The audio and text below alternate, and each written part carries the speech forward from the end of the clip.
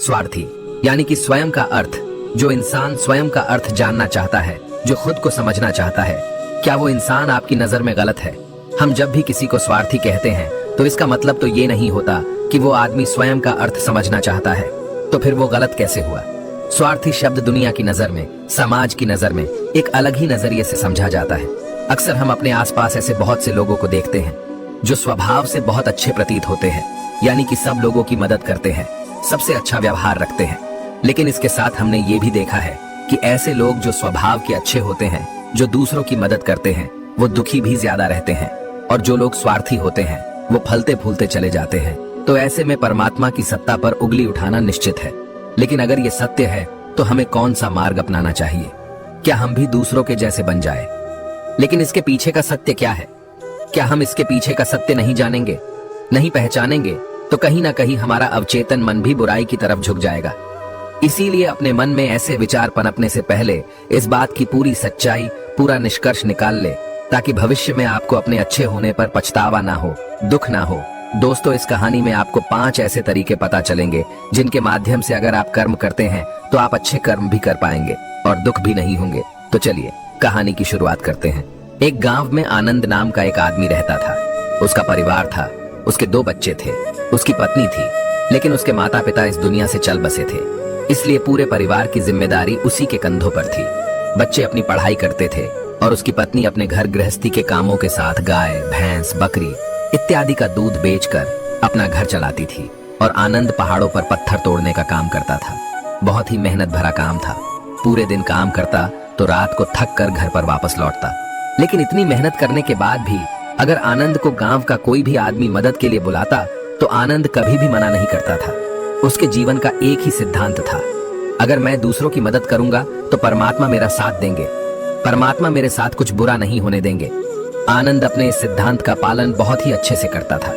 वो इस सिद्धांत पर इतना विश्वास करता था कि अगर कोई बाहर का आदमी उससे मदद मांग ले तो वो अपने घर का काम भी अधूरा छोड़कर उस आदमी की मदद करने के लिए पहुंच जाता था, जिसकी वजह से उसकी पत्नी बहुत परेशान रहती थी। वो अक्सर आनंद को समझाने की कोशिश करती थी कि सबसे पहले अपना काम करो, अपने परिवार को देखो, हमारे 2 बच्चे हैं और फिर भी तुम दूसरों की काम करने में लगे रहते हो। पहले अपने घर को तो संभालो, फिर दूसरों की मदद करना। और जब ऐसी बातें आनंद के कानों में पड़ती तो उसके हृदय में कांटा चुभने लगता था और उन दोनों में लड़ाई झगड़ा शुरू हो जाता था। अक्सर उसके लड़ाई झगड़े का यही सबसे बड़ा कारण होता था। लेकिन ना तो आनंद अपने आप को बदल पाया और ना ही उसकी पत्नी ने उसको समझाना कभी बंद किया। इसी वजह से आए दिन उसके घर में लड़ाइयां होती रहती थी। और जहां तक उस गांव वालों की बात थी तो वो आनंद के स्वभाव को जानते थे और वो जानबूझकर जो काम आसान भी होता था, जो उनके समर्थ में भी होता था, उस काम के लिए भी वो आनंद को बुलाते थे ताकि उन्हें कम मेहनत करनी पड़े। कहने का अर्थ ये है कि गांव वाले आनंद की इस शिष्टाचार का फायदा उठाते थे, लाभ उठाते थे और सब पीछे से उसका मजाक भी उड़ाते थे, उसे बेवकूफ कहते थे। ऐसे ही एक दिन आनंद की पत्नी बहुत बीमार पड़ गई। आनंद से जो कुछ भी सेवा हो सकती थी उसने वो सब अपनी पत्नी के लिए किया। उसने गांव के डॉक्टर को बुलाकर अपनी पत्नी की जांच करवाई। लेकिन ये रोग उस डॉक्टर की पकड़ के बाहर था। इसलिए उस डॉक्टर ने कहा कि तुम अपनी पत्नी को नगर में जाकर किसी बड़े डॉक्टर को दिखाओ तो तुम्हारी पत्नी की जान बच सकती है। जल्द से जल्द नगर पहुंचने की व्यवस्था करो, नहीं तो तुम्हारी पत्नी की जान चली जाएगी। ये सुनकर आनंद के पैरों तले जमीन फिसल गई। उसने ये नहीं सोचा था कि उसकी पत्नी के प्राण संकट में है। वो सोच रहा था कि कोई साधारण सा रोग होगा जिसका इलाज हो जाएगा। लेकिन जब उसने डॉक्टर की ये बात सुनी तो वो घबरा गया। अब पत्नी को नगर तक कैसे लेकर जाए, क्योंकि उसके पास इतना धन नहीं था कि वो अपनी पत्नी के लिए एक घोड़ा गाड़ी करके उसमें अपनी पत्नी को नगर में ले जा सके। उसकी पत्नी की हालत बिल्कुल चलने की भी नहीं थी, इसीलिए उसे नगर पहुंचाने के लिए किसी घोड़ा गाड़ी की जरूरत थी। सहयोग से उसके पड़ोसी के पास एक घोड़ा गाड़ी थी। वो अक्सर व्यापार के लिए अपनी गाड़ी नगर में लेकर जाया करता था। इसलिए आनंद के मन में विचार आया कि मैं उसकी गाड़ी ले सकता हूँ, मैं उसकी इतनी मदद करता हूँ, कभी उसके काम को नहीं टालता तो वो मेरे काम को भी मना नहीं कर सकता। और यही सोचकर वो गाड़ी लेने के लिए अपने पड़ोसी के पास पहुंच जाता है। लेकिन उसके पड़ोसी बहुत ही चालाक इंसान थे। वो बिना किराए के अपनी गाड़ी अपने सगे संबंधियों को भी नहीं ले जाने देते थे। तो आनंद की तो दूर की बात है। जब आनंद ने उससे गाड़ी के बारे में पूछा तो उसने ये कहकर उसका ये काम टाल दिया कि उसकी गाड़ी खराब हो चुकी है। फिर उसने कहा कि अगर तुम कुछ धन की व्यवस्था कर सकते हो तो मैं अपने मित्र की एक गाड़ी तुम्हारे लिए मंगवा सकता हूँ। ये सुनकर आनंद परेशान और चिंतित हो गया, क्योंकि उसके पास धन तो था ही नहीं। इसका मतलब उसकी पत्नी बड़े नगर में डॉक्टर के पास इलाज के लिए पहुंच ही नहीं पाएगी। उलझन भरे हुए विचार लिए हुए जब आनंद वापस जा रहा था, तो उसने देखा कि उसके पड़ोसी की गाड़ी गांव का एक युवक चला रहा था। ये देखकर पहले तो आनंद को कुछ समझ में नहीं आया। उसके बाद जब आनंद ने उस युवक से पूछा, तो उसने बताया कि ये गाड़ी तुम्हारे पड़ोसी ने उसे किराए पर दी है। ये सुनकर आनंद का दिल टूट गया। उसने कभी सपने में भी नहीं सोचा था कि उसका सबसे अच्छा मित्र, उसका पड़ोसी उसके साथ ऐसा कर सकता है। हालांकि ये इस बात पर दुखी होने का वक्त नहीं था। इसीलिए आनंद वहां से जल्दी से लौट जाता है और गांव के ही एक सेठ के पास जाकर कुछ धन उधार लेकर अपने पड़ोसी को दे देता है। उस पड़ोसी ने अपने मित्र की गाड़ी मंगवा दी, जिसके बाद वो अपनी पत्नी को डॉक्टर के पास नगर में ले जाता है। जब उसकी पत्नी का इलाज चल रहा था, तो आनंद यही सोच रहा था कि एक वो दिन था जब उसकी पड़ोसी की बेटी बीमार हो गई थी और उसका पड़ोसी यहाँ पर नहीं था। तो मैं पूरी रात डॉक्टर के पास उसके लिए बैठा रहा था, उसकी देखभाल की थी, उसकी सेवा की थी। इतने दिनों तक वो घर नहीं आया था, तब मैं ही उसके परिवार की देखभाल किया करता था। मैंने जिनके लिए इतना कुछ किया, उसने एक गाड़ी देने से मुझे मना कर दिया, और वो भी तब जब मेरी पत्नी जिंदगी और मौत के साथ खेल रही थी। कुछ देर बाद डॉक्टर बाहर आकर आनंद को एक बहुत बुरी खबर देते हैं। वो आनंद को बताते हैं कि उसकी पत्नी को कर्क रोग हो चुका है और इसका कोई भी इलाज नहीं है। उसके पास कुछ समय ही शेष बचे हैं। ये सुनकर आनंद दुखी होकर वहीं जमीन पर बैठ गया। उसकी पूरी दुनिया उजड़ने वाली थी और उसे कोई रास्ता नजर नहीं आ रहा था। कुछ समय बाद उसकी पत्नी चल बसी और अब दोनों बच्चों की जिम्मेदारी उसके कंधों पर आ गई थी। लेकिन यहाँ पर आनंद के सारे सिद्धांत टूट चुके थे, उसके सारे भ्रम खत्म हो चुके थे। अब उसके दिमाग में एक ही बात थी कि अच्छा कर्म करने से परमात्मा साथ नहीं देते, बल्कि बुरे लोग फलते फूलते हैं, और इस बात का मैं सबसे बड़ा गवाह हूँ। ये विचार अक्सर उसके दिमाग में चलते रहते थे और इसी वजह से उसका मन टूट चुका था। और एक दिन ऐसा भी आया जब वो अपने बच्चों को अपने रिश्तेदारों के पास छोड़कर, अपने बच्चों को त्याग कर एक सन्यासी बनने के लिए घर से निकल पड़ा। उसने गांव में किसी को कुछ नहीं बताया। किसी को नहीं पता था कि आनंद अचानक कहाँ गायब हो गया। सन्यास की दीक्षा लेने के लिए वो एक सन्यासी के पास पहुंचता है।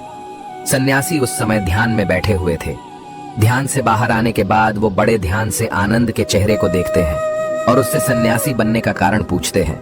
इस पर आनंद उन्हें अपनी पूरी कहानी सुना देता है और कहता है कि हे सन्यासी, इस दुनिया से मुझे कुछ भी हासिल नहीं हुआ। मेरा मन इस दुनिया से विरक्त हो चुका है। जब अपने दोस्तों ने ही मेरा साथ नहीं दिया, तो इस दुनिया में रहने का क्या फायदा, और इसी वजह से मैं सन्यासी बनना चाहता हूँ। ये सुनने के बाद सन्यासी ने उपदेश देना शुरू किया। उन्होंने कहा कि याद रखना, जीवन से विरक्त होकर सन्यासी बनना तुम्हें परम सुख तक कभी नहीं पहुंचा सकता, परमानंद तक कभी नहीं पहुंचा सकता। तुम दुनिया से अपने मन पर एक बोझ लेकर विरक्त हुए हो। तुम दुनिया से परमात्मा की खोज करने के लिए विरक्त नहीं हुए हो। इस भ्रम में कभी मत रहना। तुम संसार से विरक्त हुए हो क्योंकि संसार ने तुम्हें धोखा दिया, ऐसा तुम्हें लगता है। इसीलिए तुम परमात्मा पर कभी विश्वास नहीं कर पाओगे और ना ही उन पर अपनी पूर्ण आस्था बना पाओगे। इसीलिए सन्यासी होने का भी तुम पूरा लाभ कभी नहीं उठा पाओगे। सन्यासी होने का लाभ तब मिलता है जब हमारी प्रभु पर, परमेश्वर पर, परमात्मा पर पूर्ण आस्था बन जाती है। मैं तुमसे पूछता हूँ, क्या तुम्हारी आस्था परमात्मा में है? ये सुनकर आनंद कहता है कि है सन्यासी, मैं तो दुनिया देखकर आया हूँ कि जो बुरे कर्म करता है वो फलता फूलता है, और जो अच्छा काम करता है उसे कुछ भी नहीं देता। परमात्मा उसे दुख ही दुख देते हैं। इसीलिए मैं परमात्मा पर अपनी पूर्ण आस्था कैसे बना सकता हूँ? ये सुनकर उस सन्यासी ने कहा कि यही तो मैं तुम्हें समझाना चाहता हूँ कि तुम पूरी ऊर्जा अपनी सन्यासी जीवन में लगाओ और उसके बाद भी तुम्हें फल प्राप्त न हो तो तुम्हें कैसा लगेगा। इसलिए किसी की भी मदद करने के लिए मैं 5 सिद्धांत तुम्हें बताता हूँ। ये 5 सिद्धांत समझकर संसार में वापस लौट जाओ और संसार में एक ग्रस्त जीवन जियो। उसके बाद ही सन्यासी जीवन का उदय होता है, जब हम अपने ग्रस्त जीवन को पूर्ण रूप से समझ लेते हैं और अपनी जिम्मेदारियों का निर्वाह कर देते हैं।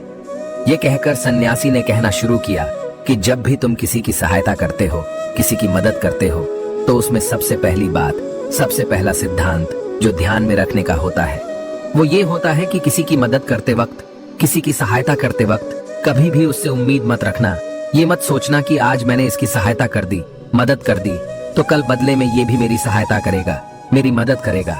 अगर तुम ऐसा सोचोगे तो तुम्हें जीवन में दुखों का सामना करना ही पड़ेगा। क्योंकि एक नहीं तो दूसरा, या दूसरा नहीं तो तीसरा, कोई ना कोई तुम्हारी उम्मीद जरूर तोड़ेगा। और वास्तविकता में वो मदद या वो सहायता नहीं होती है, वो हमारे लालच का ही एक रूप होता है। हम उसकी सहायता या मदद निर्भर तरीके से नहीं कर रहे हैं। हमारे मन में लालच का भाव है, हमारे मन में बदले का भाव है। हम ये सोचकर मदद करते हैं कि इसकी मदद कर देता हूं तो कल ये मेरी भी मदद करेगा। और यही लालच हमें अक्सर उन लोगों की मदद करने पर विवश करता है जो किसी न किसी रूप में धनवान होते हैं, क्योंकि हमें लगता है कि कल ये आदमी धन के द्वारा मेरी मदद कर सकता है। और इसीलिए जिस इंसान को वास्तविकता में मदद की आवश्यकता है, हो सकता है वो गरीब हो, लेकिन हमारा मन अपने लालच के वशीभूत होकर उसकी मदद कभी नहीं करेगा। इसीलिए किसी की मदद और किसी की सहायता करने के अपने विचार को विस्तार दो। केवल एक प्रकार के वर्ग के लिए अपनी सहायता या अपनी मदद पेश मत करना, उन सब के लिए समान होनी चाहिए। जरा सोचो, एक तरफ तुम्हारा मित्र हो जिसके पास धन है, संपदा है, और दूसरी तरफ कोई गरीब औरत हो जो भूखी बैठी हुई है। तुम्हारा दोस्त तुमसे कहता है कि आज तो खाने के लिए अच्छे अच्छे पकवान मंगवा लो बाजार से, और दूसरी तरफ वो औरत तुमसे 2 सूखी रोटी मांग रही है, तो तुम किसकी मदद करोगे? कौन मदद का हकदार सबसे पहले है? सबसे पहले हमारा कर्तव्य बनता है कि उस औरत की भूख मिटाए, लेकिन अक्सर इंसान ऐसा नहीं सोचता। वो अपने दोस्त को तो खिला देगा, उसको तो बाजार से बहुत महंगी वस्तु लाकर दे देगा, लेकिन किसी गरीब को उसकी भूख मिटाने के लिए पैसा या धन नहीं देगा।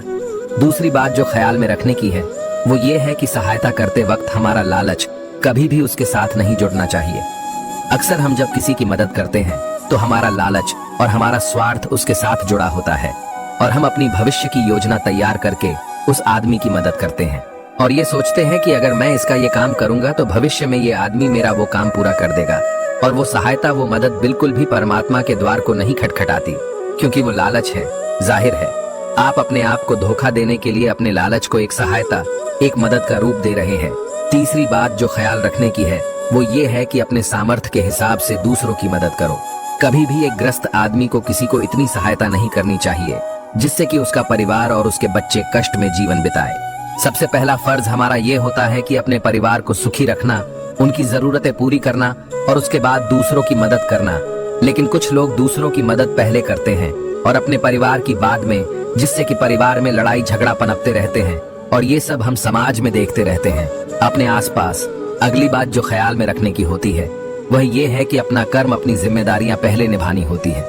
हम अपना कर्म, अपना काम छोड़कर पहले दूसरों की मदद करने के लिए चले जाते हैं, और जब दूसरा बदले में हमारी मदद नहीं करता तो हमारा दिल दुखी हो जाता है।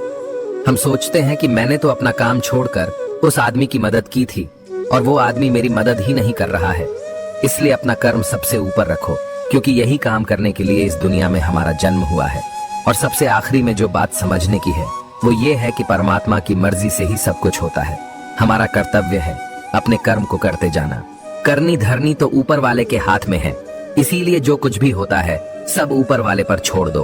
अगर तुम्हें कोई धोखा भी देता है तो ये समझ के चलो कि वो सब ऊपर वाले की करनी होती है। आप ये मानकर चलो कि मैं करता नहीं हूँ, मैं तो एक माध्यम हूँ करने वाला, तो वो है उसके सामने किसकी मर्जी चली। जब ये आस्था, ये विश्वास हमारे मन में पनपने लगता है तो हमारी सारी शिकायतें दूर हो जाती हैं, क्योंकि इस दुनिया में जो भी होता है अच्छे के लिए होता है। जो भी हो रहा है अच्छे के लिए हो रहा है, और जो भी होगा अच्छा ही होगा। चाहे हमारी बुद्धि आज वर्तमान में इस सिद्धांत को ना समझ पाए, लेकिन जीवन में कभी ना कभी, किसी न किसी मोड़ पर आपको जरूर ये एहसास होगा कि जो हुआ था वो अच्छे के लिए ही हुआ था। इसलिए सारी शिकायतें दूर कर दो और बस अपना कर्म करते जाओ। अपने ग्रस्त जीवन को पूर्ण रूप से जियो, और उसके बाद ही सन्यासी जीवन का नींव होता है।